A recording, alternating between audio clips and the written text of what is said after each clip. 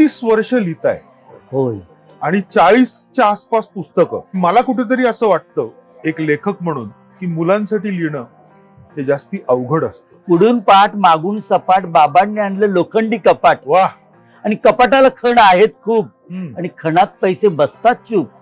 पैशांचं कपाट घमेंडी भारी, आणि उघडायला गेलं की कुरकुर करी. उघडायला गेलं की कुरकुर करी. ही मुलांना जेव्हा मी शिशु गटातल्या मुलांसमोर ही कविता म्हटली, अहो मुलं जाताना कुरकुर करी मुलांच्या ओठांवर ते गाणं बसलं. खरंय. त्यामुळे इतकं सोपं लिहिणं खूप कठीण आहे सर. पण ही कला कशी तुमच्याकडे आली? मला वाटतं लेखक होण्यामागे सुद्धा तो उत्तम वाचक होणं फार महत्वाचं आहे. खरंय. मला वाटतं हृदयापर्यंत पोहोचणारं साहित्य मुलांना नक्की आपलं वाटतं सर. त्यांच्या विश्वात घेऊन जाणारं असलं पाहिजे. 30 वर्ष मला मुलांनी लिहितं ठेवलं आहे, हे माझ्यासाठी फार महत्वाचं आहे. अहो मुलांनी मला नापास करून टाकलं असतं तर मी पुढे लिहू शकलो नसतो. अगदी खरंय.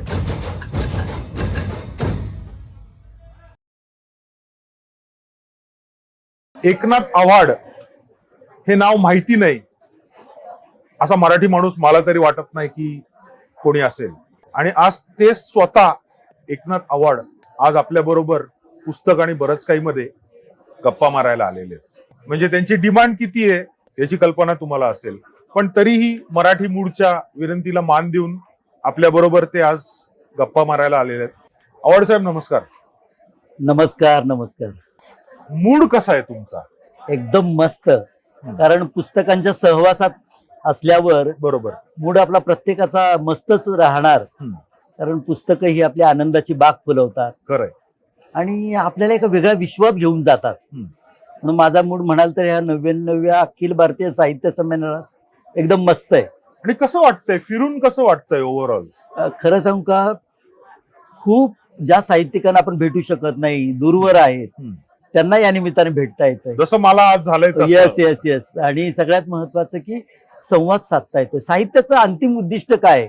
माणूस माणसाला जोडणं. अगदी खरंय. आणि त्यामुळे संमेलन ही माणसाला जोडण्याचं खूप उत्तम असं व्यासपीठ आहे. बरोबर. आणि कुठेतरी तोच थॉट घेऊन मराठी मूड पुढे चाललेला आहे. अगदी की ग्लोबल मराठी लोकांसाठी एक सिंगल प्लॅटफॉर्म कुठला, तर तो आपला मराठी मूड. मग त्याच्यात अनेक गोष्टी आपण करतो. पॉलिटिक्स वर चर्चा करतो, पुस्तकांवर चर्चा करतो, मराठी खेळाडूवरती चर्चा करतो. तर आज तुमच्याशी गप्पा मारूया आपण. 32 वर्ष लिहिताय होय आणि 40च्या आसपास पुस्तकं. पण तुम्ही साधं सुद्धा माझ्यासाठी लिहित नाही, माझ्या मुलीसाठी लिहिता. आणि मला कुठेतरी असं वाटतं एक लेखक म्हणून की मुलांसाठी लिहिणं हे जास्ती अवघड असतं. तुमचं काय मत आहे त्याच्यावरती? अगदी खरं आहे. कारण आपल्याला मूल व्हावं लागतं, त्या पातळीवर जाऊन लिहावं लागतं. मी लहानपणी कसा होतो हे आता लिहून चालणार नाही.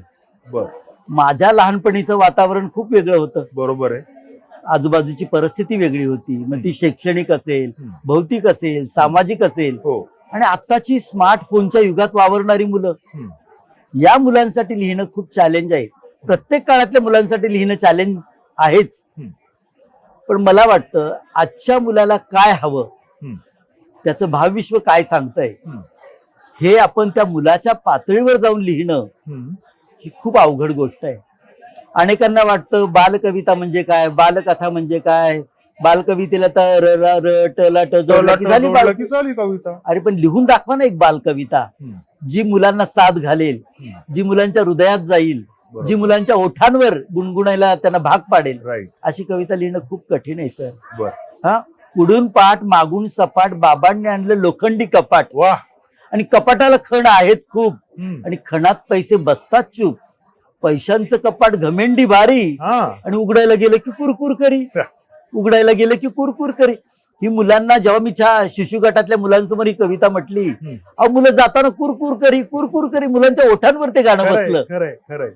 त्यामुळे इतकं सोपं लिहिणं खूप कठीण आहे सर. तुम्ही कठीण एक वेळ लिहू शकता. वैचारिक लिहिणं खूप सोपं आहे. खूप सोपं आहे.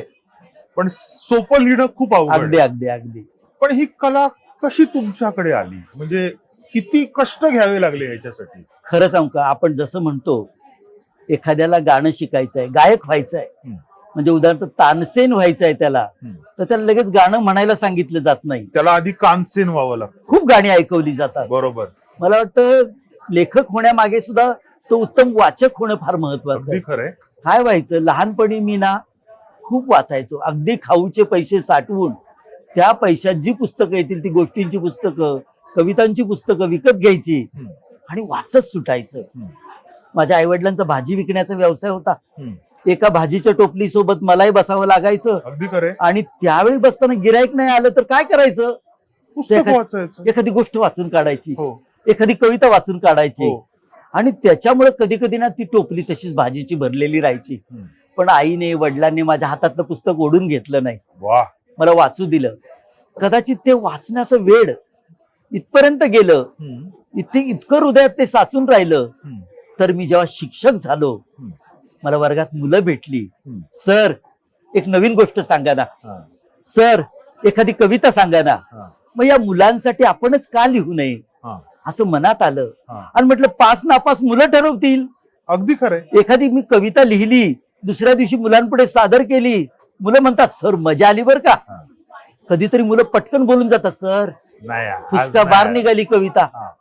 म्हणजे ही मुलांची निखळ निर्मळ प्रतिक्रिया आपल्याला लेखक घडवण्यात, कवी घडवण्यात फार मोलाची भर घालते. अगदी खरंय. अगदी खरंय. अगदी खरंय. आणि असं लिहायला लागलो सर. हम्म. मला वाटतं मुलांच्या आनंदाची बाग फुलवता फुलवता मी आनंदाने बहरून गेलो. हम्म. मलाही उत्साह मिळाला. हा. मुलांचे हसरे चेहरे, नाचरे डोळे पाहिले की अरे या मुलांसाठी आपण काहीतरी लिहिलं पाहिजे बरं का. खरंय. बरं काय लिहिलं पाहिजे, हम्म. जे अनेकांनी लिहून ठेवलं तेच नको, हम्म. वेगळं काहीतरी लिहूया. हम्म. बालकविताच लिहायच्या आहे. हम्म. पण पहिलीच्या मुलांची अपेक्षा वेगळी आहे त्या बालकवितेकडे बघण्याची. हा. 4वी-5वीच्या मुलांची अपेक्षा वेगळी आहे. बरोबर. कुमार वयोगटातल्या भावनांना आवाहन करणारं साहित्य लिहिण्याची वेगळी हो. किमया आहे. हो. हे सगळं आपण प्रयत्नपूर्वक साध्य करूया. बरोबर. आणि असं करून हे जमतं कसं हो? म्हणजे आता तुम्ही बाल वयोगटासाठी लिहिताय, नंतर कुमार वयोगटासाठी लिहिताय, त्यांचं थॉट प्रोसेस वेगळी, अगदी ह्यांची थॉट प्रोसेस वेगळी.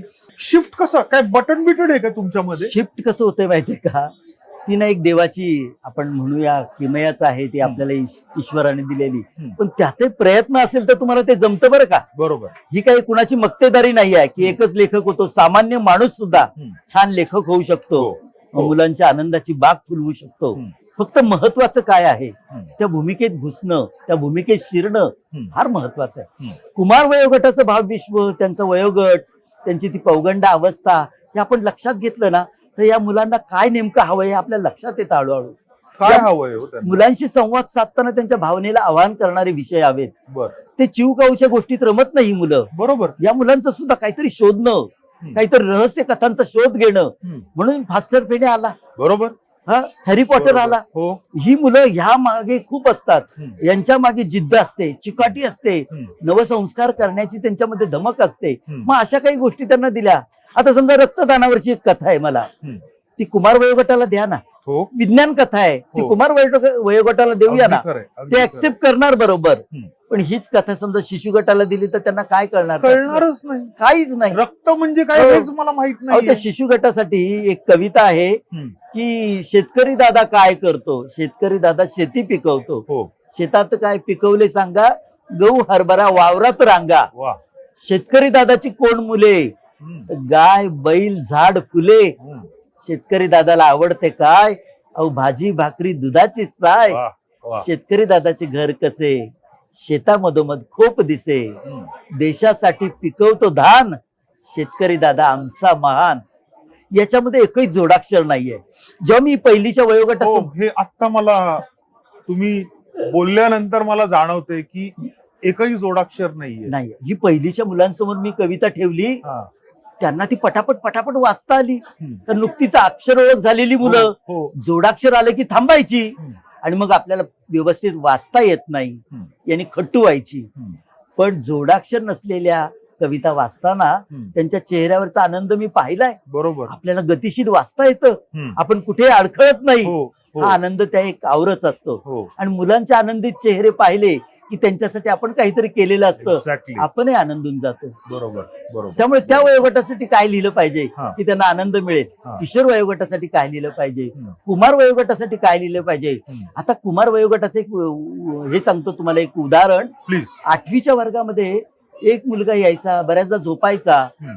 तर उत्तम शिक्षकाला तर रागच येणार, अरे माझ्या तासाला विद्यार्थी झोपतो कसा. तास कुठला होता? हा, मराठीचा तास असू दे नाही तर कोणताही, हा. पण उत्तम शिक्षकाला वाईट वाटणार हम्म. की मी एवढा छान शिकवतोय, जीव ओतून शिकवतोय, हा. आणि हा विद्यार्थी धाराडूर झोपतोय. हम्म. पण अशी मुलं कष्ट करून आलेली असतात, बरोबर. काहीतरी काम करून आलेली असतात. अहो, मी मुंबई महानगरपालिकेच्या शाळेत शिक्षक, हो. आणि त्याचा मला प्रचंड अभिमान आहे बरं का सर. हम्म. कारण मी महापालिकेच्या शाळेत शिकलेलो आहे. माझं 1ली ते 7वीचं शिक्षण मुंबई महानगरपालिकेच्या शाळेत झालं, खरंय. आणि मी ठरवलं शिक्षक होताना मी मुंबई महानगरपालिकेच्या शाळेतच शिक्षक म्हणून सेवा देणार. वा. कारण काय, ते कुठेतरी आपल्यावर ऋण आहे त्या शाळांचं, खरंय. ज्यांनी आपल्या शालेय जीवनातली घडी बसवली आहे. हो. त्या शाळेसाठी काहीतरी खारीचा वाटा उचलण्याची खरंय. संधी आपल्याला मिळाली पाहिजे. बरोबर, बरोबर. मला मिळाली. हम्म. माझ्या महापालिकेच्या शाळेत येणारी मुलं खूप वेगवेगळ्या वातावरणातून येत हो, असतात, हो, आणि हो. अशा मुलांना आपलेसं करून त्यांची बोलीभाषा जपत त्यांच्या आनंदाची बाग फुलवायची, त्यांना मराठी प्रमाण भाषेकडे वळवायचं, हे आम्हा प्रत्येक शिक्षकासाठी चॅलेंज असतं. हम्म. मग 8वीच्या वर्गात तुम्हाला मी उदाहरण देत होतो की थकून आलेला मुलगा, हो. मला असं वाटतं की मी या मुलांसाठी सुद्धा लिहिलं पाहिजे, खरंय. कष्टकरी मुलांसाठी, हो, हो. जे कुठेतरी आपल्या घराला आधार बनतायत. बरोबर आहे. मी एकदा विचारलं की अरे पाऊस कुणाकुणाला आवडतो रे. हम्म. आता माझ्या मनात उत्तर होतं सगळ्यांनाच आवडत असणार. पेपर पाऊस- टाकण्याला मुलाला आवडत नाही बरं का. नाही, एक मुलगाने हात वर केला नाही. हा. म्हटलं काय रे बाळा, तुला पाऊस आवडत नाही? हम्म. म्हणे नाही आवडत सर. हम्म. का रे? म्हणे सर, पावसाळ्यात आमचं घर एवढं गळत असतं हम्म. की आम्हाला झोपायला बसायला मोकळी जागा, कोरडी जागा राहत नाही, बरोबर. सगळीकडे भांडी लावलेली असतात. हो. अहो, पटकन मी विचार पडलो, आपण पावसाचं सौंदर्याचं रूपच सगळीकडे लिहित असतो, हो, हो. पण या मुलाच्या मनातल्या भावना ही सुद्धा कुठेतरी आलं पाहिजे. बरोबर. आणि मग मी कविता लिहिली, एक हम्म. कहाणी एका कवितेची. बर. घंटा झाली, हम्म. वर्ग लागला भरू, हम्म. गुरुजींच्या कवितेने तास झाला सुरू. बर. तुम्हाला इतकं सोपं लिहिता आलं पाहिजे सर. अगदी खरंय. घंटा झाली, वर्ग लागला भरू, गुरुजींच्या कवितेने तास झाला सुरू. हम्म. पावसाची कविता घेतली शिकवायला, हम्म. पावसाची कविता घेतली शिकवायला, पण मध्ये मध्ये बोलायची परवानगी नाही कुणाला. बर. शब्दांचा पाऊसच जणू वर्गावर बरसत, हम्म. शब्दांचा पाऊसच जणू वर्गावर बरसत, कवितेचा आशय जाई मनोमनी झिरपत. शेवटच्या बाकावर भिंतीला टेकून, शेवटच्या बाकावर भिंतीला टेकून एक चिमुरडा होता, डोळे गच्च मिटून. हम्म. मास्तरांच्या रागाचा पाराच चढला, बरोबर आहे. जोरानेच ओरडून उठवले त्याला. दमातच घेऊन विचारले त्याला, रात्री काय तू सिनेमा पाहिला का गोडधोड जेवणावर ताव मारून आलास आणि वर्गात माझ्या तासाला झोपी गेलास? हम्म. भेदरलेल्या डोळ्याने त्यांनी सरांकडे पाहिले, भेदरलेल्या डोळ्याने त्यांनी सरांकडे पाहिले. गरीब आहे तर सर, कुणीतरी पटकन बोलले. हो. मास्तर म्हणाले, गरीब? गरीब मग कपड्याला कसा अत्तराचा वास? हम्म. गरीब मग कपड्याला कसा अत्तराचा वास? हम्म. नाही सर, उदबत्त्यांचा वास येतो खास. हम्म. वडील नाहीत त्याला, हम्म. तो काम करून शिकतो, शाळेत येण्यापूर्वी तो उदबत्त्या विकतो. वा. मग मास्तरांची कविता बाजूलाच राहिली, खरंय. मग मास्तरांची कविता बाजूलाच राहिली. त्यांच्या डोळ्यांतली कविता वर्गाने वाहताना पाहिली, वा, वा, त्यांच्या वा. डोळ्यांतली कविता वा. वर्गाने वाहताना पाहिली. वा. जेव्हा मी 8वीच्या मुलांसमोर ही कविता म्हटली, मला पुढे काहीच बोलता आलं नाही. मुलांचे मला भरलेले बोलता डोळे येत नाही. सगळं काही सांगत होते. हो. मला वाटतं हृदयापर्यंत पोहोचणारं साहित्य मुलांना नक्की आपलं वाटतं सर, त्यांच्या विश्वात घेऊन जाणारं असलं पाहिजे. मी जेव्हा एका कार्यक्रमात ही कविता म्हटली आणि कार्यक्रम संपल्यानंतर मुख्याध्यापकांच्या ऑफिसकडे गेलो आणि तिथे ती एक मुलगी तिष्ठत होती, माझी वाट पाहत. म्हणाली, सर तुम्ही जी कविता म्हटली ना, कहाणी एका कवितेची, मला खूप रडू आलं सर. मला माझे दिवस आठवले. Right. मी काकीकडे राहते, खूप काम करते, हम्म. पण मी शाळेत येते सर, हम्म. शाळेत येते, मी शाळा बुडवत नाही. हम्म. आणि सर त्या मुलीची ती सगळी भाव कहाणी ऐकली आणि परतीच्या प्रवासात माझी नवीन कविता निघून झाली. क्या बात आहे. आणि ती कविता अशी होती की आय मी रोज शाळेत जाईन, हम्म. शाळा शिकीन, बुक वाचीन, आपल्या परशाला सांभाळून घरचं काम बी करीन, पण मी रोज शाळेत जाईन. पोटासाठी तुझी वणवण ठाव आहे मला, पोटासाठी तुझी वणवण ठाव आहे मला, एका घोटासाठी बी आराम नाही मिळत तुला, पण तू घरची नग काळजी करू, तू घरची नग काळजी करू मी समद पाईन, पण आय न रोज शाळेत जाईल. क्या बात. आय मी एक शिकलेत आपला परशा बी शिकल आणि शिक्षणाचं महत्व त्याच्या डोसक्यात बी बसल. आय साळमुळेच हा विश्वास मी खरा करून दावीन, साळमुळेच हा विश्वास मी खरा करून दावीन, पण आय न रोज शाळेत जाईल. वा. आय गुरुजी जाऊ म्हणलं तुला चांगलं डोकं हाय, तेव्हापासून माझा जीव बघ लय हरकून गेलाय. आय दिसभर काम करून रातच्याला दिव्याखाली वाचीन, दिसभर काम करून रातच्याला दिव्याखाली वाचीन, पण आय मी रोज शाळेत जाईल. मी सगळी कविता नाही म्हणत, पण शेवटी नाही, काय म्हणते ते महत्वाचं आहे. Please, please. ती मुलगी म्हणते शेवटी, आय शाळा म्हणजे माणसाचा तिसरा डोळा आहे. आय शाळा म्हणजे माणसाचा तिसरा डोळा आहे, पण तुला खरं सांगू का आपल्यासाठी भाकरीचा तो गोळा आहे. क्या बात आहे. आय शाळा म्हणजे माणसाचा तिसरा डोळा आहे, पण तुला खरं सांगू का आपल्यासाठी भाकरीचा तो गोळा आहे. थोडी कळ काढ आपली सारी सपान पुरी होतील, थोडी कळ काढ आपली सारी सपान पुरी होतील. म्हणूनच आय मी रोज शाळेत जाईल, म्हणूनच आय मी रोज शाळेत जाईल, म्हणूनच आय मी रोज शाळेत जाईल. मला वाटतं रोज शाळेत जाण्याचं महत्व तुम्ही 4 तासाच्या भाषणातून जे द्याल त्यापेक्षा ह्या कवितेतून पटकन त्या खरंय, मुलांपर्यंत खरंय, पोहोचतं. खरंय, ही कविता खरंय. जेव्हा मी म्हणतो याच्यात शेवटी आहे मी रोज शाळेत जाईल, हो. मला शेवटी म्हणावं लागतच नाही. एक्झॅक्टली. मुलंच म्हणतात मी रोज शाळेत जाईन, मी रोज शाळेत जाईन, मी रोज शाळेत जाईन, आणि माझं कविता लिहिण्याचं सार्थक होऊन जातं. मला वाटतं असं लिहिलं पाहिजे. असं लिहिलं की मुलं नक्की ते आपलेच करतात आणि आपल्याला आणखी ऊर्जा मिळते नवीन लिहिण्याची. खरंय खरंय खरंय खरंय खरंय. आवड साहेब, मला साहित्य अकादमीकडे यायचंय. काय वाटलं जेव्हा नावाची घोषणा झाली? बापरे, खूप महत्वाचा प्रश्न एवढ्यासाठी की मला जेव्हा 2023ला साहित्य अकादमी मिळाला तेव्हा मला पुस्तकची सुद्धा कल्पना नव्हती की माझं वेगवेगळ्या पातळीवर पुस्तक पुढे गेलेलं आहे. दिलीप राज प्रकाशनाने प्रसिद्ध केलेलं हो. छंद देई आनंद, बरोबर. कारण हे पुस्तक मी करोना काळात लिहिलं. करोना काळात सगळी मुलं घरात अडकलेली होती. हो हो आम्ही ऑनलाईन तास घेत होतो. हो. मग या घरातल्या घरात मुलांना बैठे खेळ, छंद जोपासता यावे असं मला खूप वाटलं. बरोबर. आणि मी अनेक कविता लिहिल्या छंदांवरच्या, बैठ्या खेळांवरच्या, घरातल्या घरात रमण्याच्या, घरातल्या घरात काहीतरी कृती करण्याच्या. आणि त्या पुस्तकाला प्रचंड प्रतिसाद मिळाला मला बालवाचकांचा. दिलीप राज प्रकाशनाने खूप सुंदर अगदी 4 कलर मध्ये ते पुस्तक प्रकाशित केलं. बरोबर. आणि झालं असं की ते वेगवेगळ्या पातळीवर पुस्तक पुढे गेलं कळलं नाही. पण एके दिवशी दिल्लीहून फोन आला, आप एकनाथ अवार्ड बात कर रहे? मैं दिल्ली साहित्य अकादमी से बात कर रहा हूँ. आपको साहित्य अकादमी बाल साहित्य के लिए छंद दे आनंद दे पुस्तक के लिए घोषित हुआ है. हमारी वेबसाइट पे आप आपका नाम देख लीजिए. अरे देवा, मी सकाळची शाळा करून आलो होतो घरी. 3 वाजण्याची वेळ होती. जरा क्षणभर झोपलो होतो आणि तेव्हा फोन आला. माझी पत्नी शिक्षिका, ती सकाळची शाळा करून आली होती. माझी मुलगी वैष्णवी ती घरात होती. मी पत्नीला सांगितलं असं असं अकादमीवरून फोन आला. म्हणे अहो ते काय बघा ते आधी वेबसाईट वगैरे. एकदम माझी मुलगी आणि पत्नीने सावध केलं. म्हणे हे काय कोणीतरी, तुम्ही आता इतकी वर्ष बाल साहित्य लिहिता, कोणीतरी प्रँक करणं जे आता हल्ली सुरू झालंय ते प्रँक सारखं करत असतील. तुम्ही आधी वेबसाईट म्हणाले ना ते बघा. आणि सर खरंच 24 भाषांमध्ये माझ्या मराठी भाषेसाठी मला साहित्य अकादमीचं माझं नाव होतं. आनंद झाला, पण खूप जबाबदारी वाढली. बरोबर. थोड्याच क्षणात मला फोन यायला सुरुवात झाली. पत्रकारांचे एका नावाजलेल्या वृत्तपत्रातून फोन आला आणि त्यांनी मला विचारलं, 30 वर्ष तुम्ही लिहिताय अवॉर्ड सर, आणि तुम्हाला आता साहित्य अकादमी जाहीर झालाय, कसं वाटतंय तुम्हाला? मी त्यांना म्हटलं तुमच्या याच्यात प्रश्नामध्ये तुम्हाला थोडा बदल करू का? मी 30 वर्ष लिहितोय असं म्हणण्यापेक्षा 30 वर्ष मला मुलांनी लिहित ठेवलं आहे हे माझ्यासाठी फार महत्वाचं आहे. अहो, मुलांनी मला नापास करून टाकलं असतं तर मी पुढे लिहू शकलो नसतो. अगदी खरंय. माझं पहिलं पुस्तक मुलांनी उचलून धरलं, दुसरं उचलून धरलं, तिसरं उचलून धरलं, म्हणून मी छंद दे आनंद पर्यंत पोहोचलो. बरोबर. तर मला तो आनंद अवर्णनीय असा आनंद आहे, पण जबाबदारी सुद्धा वाढल्याच आहे की आता आपण आणखी छान काहीतरी लिहिलं पाहिजे, वेगळं लिहिलं पाहिजे की जे मुलांना आनंद देईल, मोठ्यांनाही बालपणात घेऊन जाईल अशा पद्धतीचं. हो हो. मला एक सांगा आवड साहेब, की पुरस्काराच्या आधी आणि पुरस्काराच्या नंतर आयुष्य चेंज झालं का हो?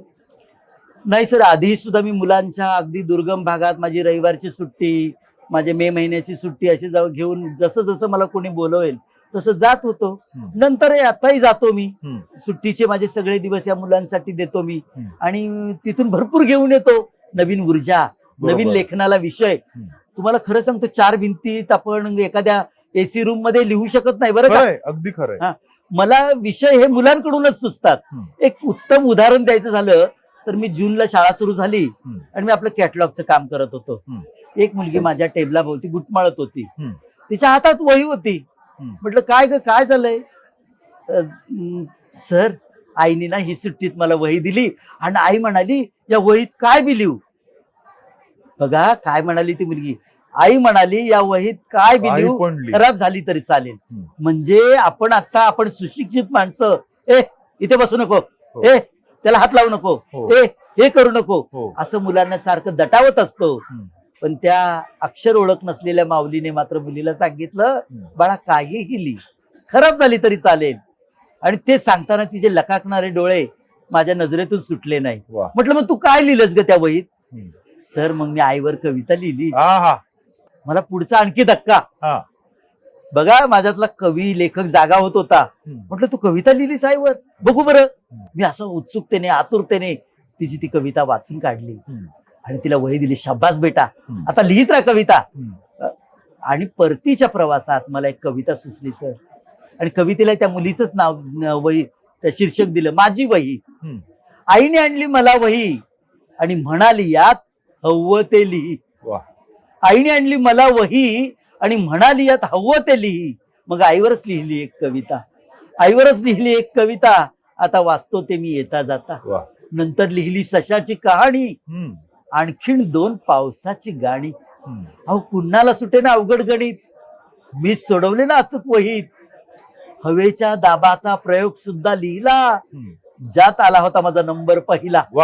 भरपूर विषय एकाच वहीत आणि सुचेल तसे बसलो लिहित. आई म्हणाली अरे सारेच यात. आई म्हणाली अरे सारेच यात. वहीचे जणू अनेक हात. शेवटी घेतली आईची सही, शेवटी घेतली आईची सही. अहो सजून गेली माझी वही. क्या बात. अहो सजून गेली माझी वही, अहो सजून गेली माझी वही. सुंदर सुंदर सुंदर. त्या जशा आईची सही घ्यायला ती मुलगी थांबलेली ना, तसेच काही लोक तुमची सही घ्यायला थांबलेली. अरे सर धन्यवाद. मी तुम्हाला जास्ती वेळ आणि त्यांना जास्ती वेळ तात्काळ ठेवत नाही. खूप गप्पा मारायच्या आहेत आपल्याला, पण वेळेचं खूप बंधन आहे आपल्याकडे. अगदी अगदी. त्यामुळे आज इथेच थांबूया. नक्की सर. म्हणजे शिक्षकी भाषेत सांगायचं तर आपण कॉमा देऊया. हो, फुल स्टॉप नको द्यायला. नको. आणि तो फुल स्टॉप मला नाही वाटत आपण देणार आहोत, कारण पुढच्या वेळेस पण आपण कॉमावरतीच थांबणार आहोत. अगदी. आवड साहेब आलात, वेळ दिलीत, खूप छान छान कविता ऐकवल्यात, त्याबद्दल मनापासून आभार. मराठी मूडकडनं आभार. आणि परत एकदा जो साहित्य अकादमी मिळाला त्याच्याबद्दल अभिनंदन. नक्कीच मराठी मूड संवाद मध्ये मलाही येऊन मनापासून आनंद झाला. ही सगळी आपलीच माणसं आहे असं मला वाटायला लागलं. अखिल मेहतानी मला सांगितलं की आपलं खळाळता अवखळ जरा खूप सुंदर पुस्तक केलंय सरांनी, आणि त्याला प्रचंड मागणी आहे मुलांची, पालकांची, शिक्षकांची. त्याचं पुनर्मुद्रण करावं लागलं आम्हाला. 22ला आलेलं पुस्तक अजूनही लोकांच्या वाचकांच्या ओठांवर आहे. आणि मला इथे येऊन मनापासून आनंद झाला हा संवाद साधताना. मी आपल्या रसिक श्रोत्यांना एवढंच सांगेन, एक चित्रकार होता आणि त्याच्या चित्रांचं प्रदर्शन भरलेलं होतं आणि प्रदर्शन पाहायला अनेक मुलं येतात. एक मुलगी, सुणसुणीत मुलगी मात्र त्या चित्रकाराला म्हणते, अहो सर तुमची चित्र खूप भन्नाट आहे तो, पण त्याहीपेक्षा सुंदर काय आहे माहितीये का, त्यातली रंगसंगती. तुम्ही कोणत्या रंगात असा कोणता रंग मिसळता की एक मनाला आकर्षित करून घेणारा एक वेगळाच रंग तयार होतो. त्या चित्रकाराला त्या मुलीच्या जिज्ञासाचं कौतुक वाटतं. तो चित्रकार त्या मुलीला म्हणतो, बाळा मी असं ठरवत नाही ग की अमुक रंगात तमुक रंग मिसळावा. मी कोणत्याही रंगात कोणताही रंग मिसळतो, पण त्या रंगात माझा अंतरंग मिसळतो. कारण कोणतंही चित्र बाह्य रंगामुळे कधीच सुंदर होत नाही. अखिल मेहता, मोहित बर्वे, साकेत प्रकाशन ही मंडळी माझ्या पुस्तकांमध्ये सुद्धा जीव ओततात आणि म्हणून हे पुस्तक केवळ लेखकाचं न राहता बरोबर आहे. लेखक आणि प्रकाशकांचं होऊन जातं बरोबर आणि आहे. अल्पावधीत ते वाचकांचं होऊन वाचकांचं जातं. होऊन जातं. याचा मला मनापासून आनंद आहे. हम्म. आज या मराठी मूड मध्ये येऊन मलाही माझाही मूड एकदम छान झालेला आहे. त्याबद्दल आपल्या सर्वांचे मनपूर्वक आभार. तर या छान मूडच्या नोटवरती आपण तोंड गोड केल्याशिवाय जायचं अरे नाहीये. वा. सातारा म्हटलं की कंदी पेढे यस. आणि कंदी पेढ्यात एकच नाव आहे फक्त साताऱ्यामध्ये, ते म्हणजे मोदी. सो मोदी कंदी पेढे आपल्या समोर आहेत. ते नक्की, आपले हॉस्पिटॅलिटी पार्टनर आहेत, ब्रँड पार्टनर आहेत. नक्की सो प्लीज तोंड गोड करूया आपण अगदी, आणि आज अगदी. इथे आपण थांबूया. नक्की नक्की पण मला तुमचे 3-4 तास नॉन स्टॉप मुंबईमध्ये हवेत नक्की आणि आपण खूप छान गप्पा मारूया. एकदम एकदम मस्त. 99व्या अखिल भारतीय साहित्य संमेलनात आज होते आपल्या बरोबर एकनाथ आवाड साहेब.